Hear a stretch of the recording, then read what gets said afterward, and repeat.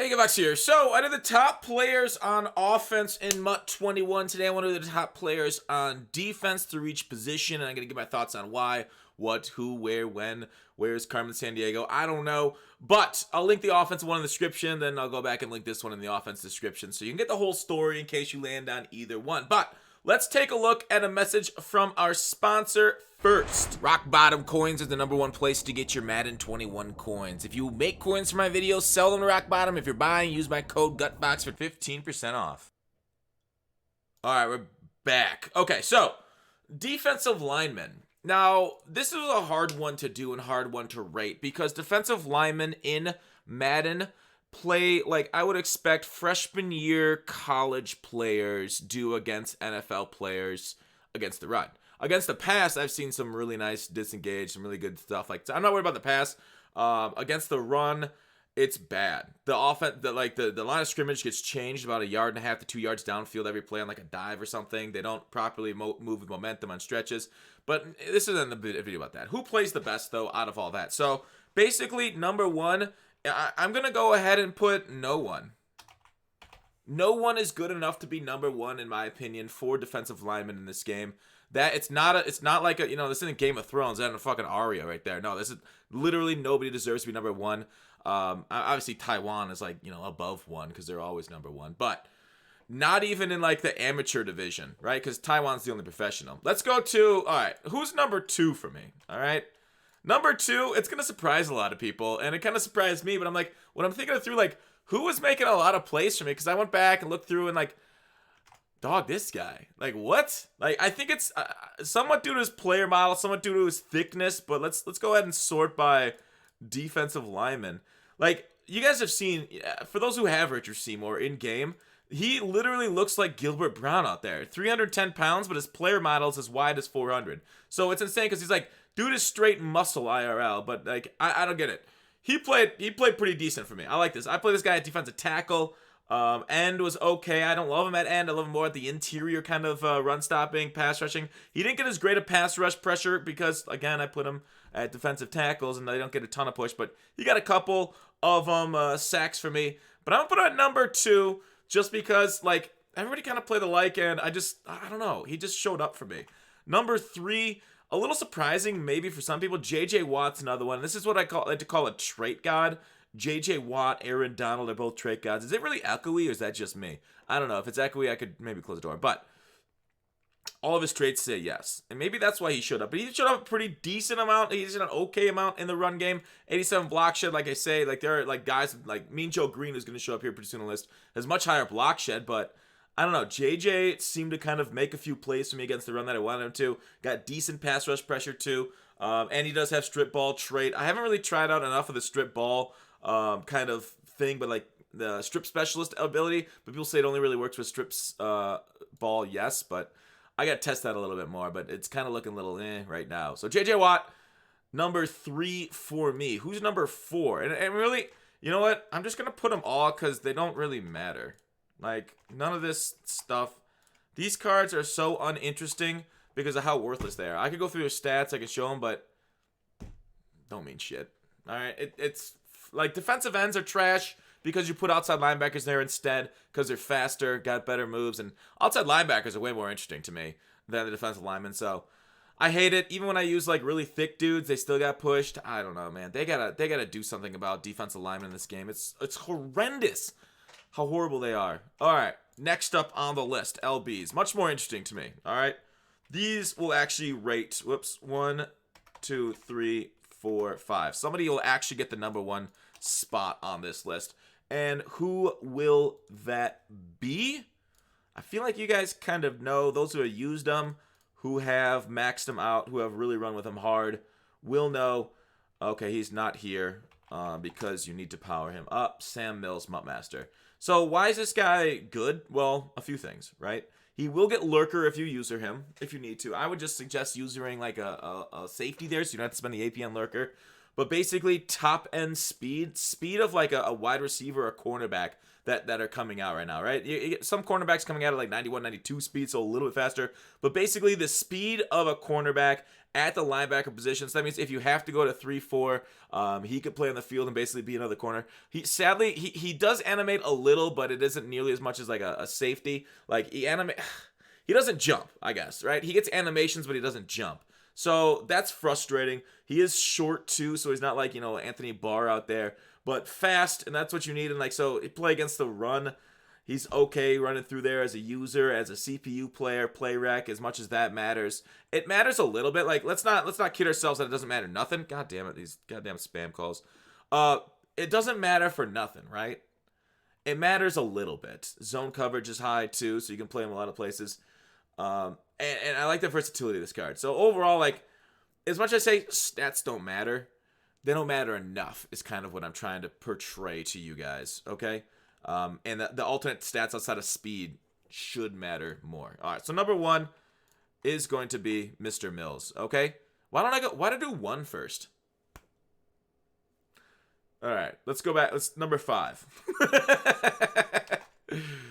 TJ Watt. We're gonna work to the middle, right? This is a fucking lollipop type of video. All right, why do I like TJ Watt? Dude, this guy, like, he came out, and maybe you could get some guys maybe a little cheaper now. Shaq Barrett has 93 finesse, but we could compare the two. You could argue Shaq is better than him now, but like TJ Watt, for what he's offered me with the finesse moves, with the all these high motors, swim move, all those traits are really nice. He doesn't have a big hitter, but I don't really see any fumbles anyways. Although I have been seeing a few more, well, from my guys than my opponents lately. A few more fumbles lately than I have just a few weeks back. High-end finesse move, which is gorgeous. You can chem it up to high 90s even, but even at 93, it's pretty cromulent.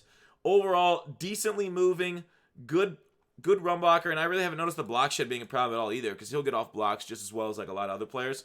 And for that sake, hey, TJ, that's why I got you at number 5. The comparable is Shaq, and maybe I would suggest getting Shaq over TJ because of the expense. Half the price, a little bit less than half the price, still with the high-end finesse move. Still with the good speed and all that good stuff. So maybe Shaq Barrett is the one I recommend over TJ Watt. It just maybe a little bit of my biases showing themselves here that I went with the Steelers player over Shaq Barrett. So take that for what you will. I think they're both pretty similar. Number 4 on the list, you kind of see it right there. I'm going to go through at the moment and say it's Shaz. And probably these two are the only like coverage linebackers that I consider even close to worth it. I mean, there's a couple, especially if you're a theme team, there's a couple other that are pretty close to the same speed. But I like Shaz's, raw top-end speed. 88, you could get that up by powering up. You can get the theme team boost. Obviously, everything can get the theme team boosts.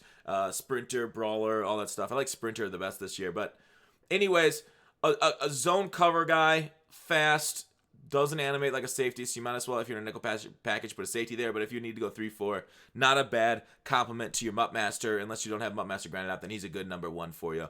But definitely a coverage guy and can hold up his own in coverage and not get just completely outran by running backs, wide receivers.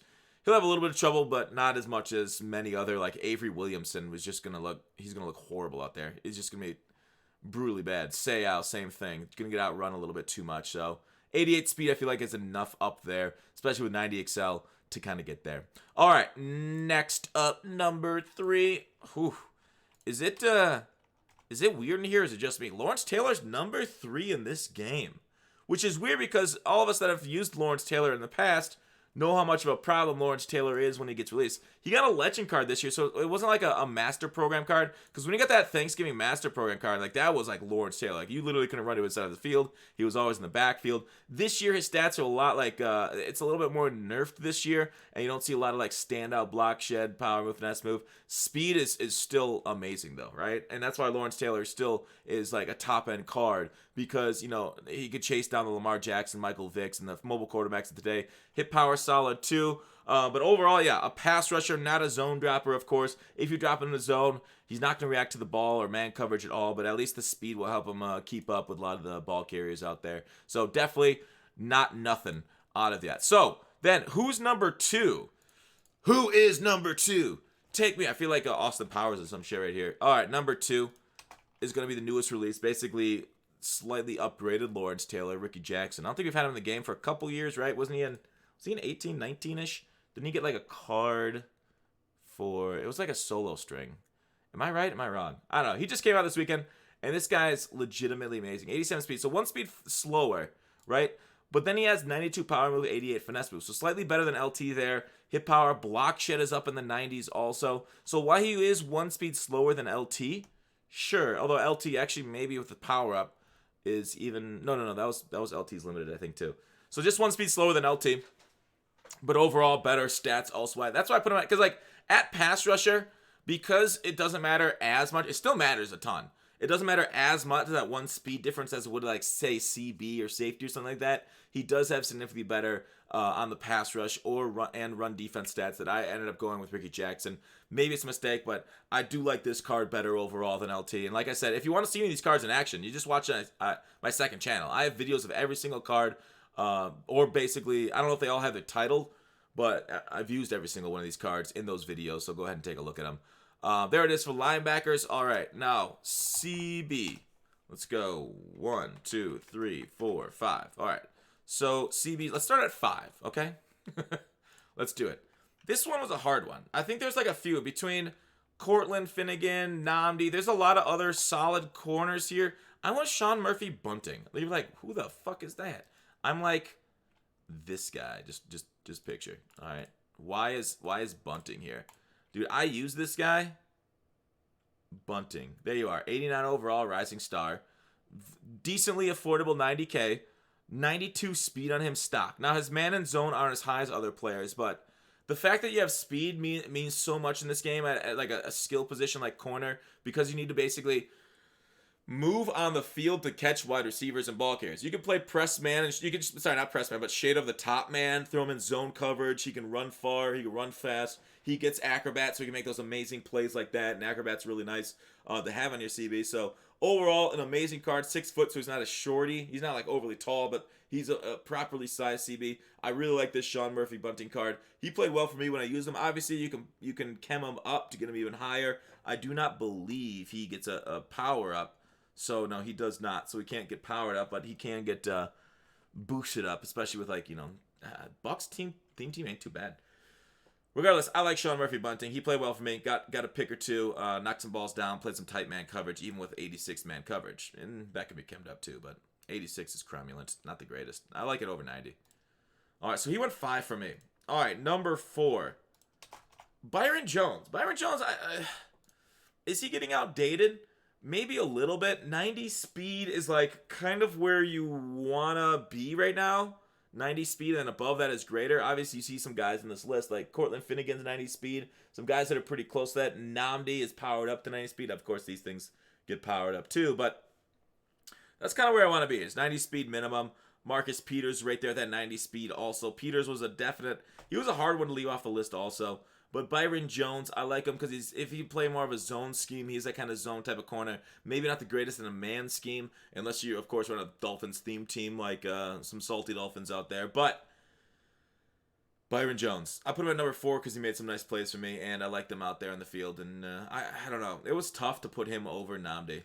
Yeah, it was super tough. I really like the way this Nnamdi plays. But that's where we are. Nnamdi got left off the list. All right, number 3. Now we're going to go to the top-end speed guys. Denzel Ward. Now, Denzel Ward, like, these top 3 are basically interchangeable for me. Like, they're just basically guys here. Denzel Ward is a man coverage corner with high man, high press. And you can obviously increase the press through pass rush, man coverage through lockdown, zone coverage through lockdown also. But, like, this card has done a lot of bailing out man coverage for me. And Ward, if it weren't for Ward and a couple of other guys, my man coverage across the board just wouldn't be as good. So, like, he's kind of a problem for the meta because he basically is so good that he can play man coverage and everybody. And as wide receivers get better, as we get like a Moss or a Megatron, maybe we won't see as much man out there. But this Denzel Ward he's done a lot of robberies. I'm like, that's an open pass. But Ward is like, nah, I'm going to knock it down. So this Ward is kind of insane. Kind of insane, actually. All right, number 2 for me. This is a hard choice. The guy who just came out, DRC, is going to be my number 2. I just put up a video on my second channel of him. Now, he's got great stats, right? 92 speed, 91 man, 89 zone coverage. We can go into him even. So great everything across the board. This DRC is perfect. He's 6'2" also. Tall, perfect, fast. So why is he number 2? I'll tell you why in a second. But overall, you kind of go wrong, right? This is just Ward, but slightly better in zone coverage. And I got nothing else to say with that, right? A little taller, a little better there. I like DRC a ton. All right, my number 1. Why is this guy number 1? You're like, huh? I would have thought DRC would be number 1 because it got the best stats. Deion Sanders just makes plays out there. I don't understand. This guy is wild. He just put him in like a freaking soft squat, and he'll bait the hell out of me every time. I don't understand it. This guy, like, especially with Acrobat. Right? With Acrobat, it's more intense. You obviously can't play press man with him. Don't try it. So that's kind of taking your scheme, and maybe you can argue DRC because he's more scheme independent because you can basically run anything with him, any scheme. I could see the argument for DRC, but out of anybody, this is the guy I want to throw away from the most. I don't get it. I don't know why his stats do this, but this guy, this Deion Sanders card, I hate it. I love it, but I hate it. That's all. There's nothing like tangible about that. It's intangible hate because he just makes plays. But I like it when he's on my team, but I hate it when he's in the opponents. All right, safeties. Let's go top 5. All right. So number 5 for the safety. This one, I feel like there was like 4 guys that could have been number 5 for me. Yeah, Micah Hyde, Brian Dawkins. I went with Derwin James here, and I'll show you why in a second. I like Derwin's ability to kind of get a lot of... John Lynch wasn't close. Who else was close? Well, let me just talk about them. All right, Derwin James. He is a... Where'd you go? There you are. All right, there you are. 89 overall. 89 speed on him, 6'2", so he's pretty decently tall for a DB. Hit power 88, man and zone, both in the mid to high 80s, so you can chem those up, anyone you want with the stats. But Derwin James, versatile, decently fast, and he could hit. He could throw a hit stick. Now, hit sticks won't cause a lot of fumbles, but at least they'll make tackles, right? They'll stop them from going forward, because if you go with a conservative tackle, oftentimes the ball carrier falls forward on you, so the hit stick helps stop them in their tracks. That's why I like Derwin James. He's a stopper. Okay, he's like an old school baseball reliever, a stopper. Now they're all of these closers and no, stopper. All right, so that's why Derwin James is 5 for me because he's got the stats to play safety how I wanted to say, and especially with the man coverage, you can kind of use him a little bit in a flexible scheme with the man. Number 4 is Marcus Maine. I always say Maine like Kenny Maine, but it's May.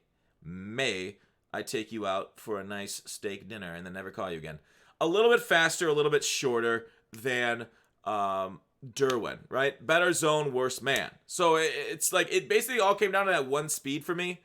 One speed difference for Marcus over Derwin. Usering, they felt about the same.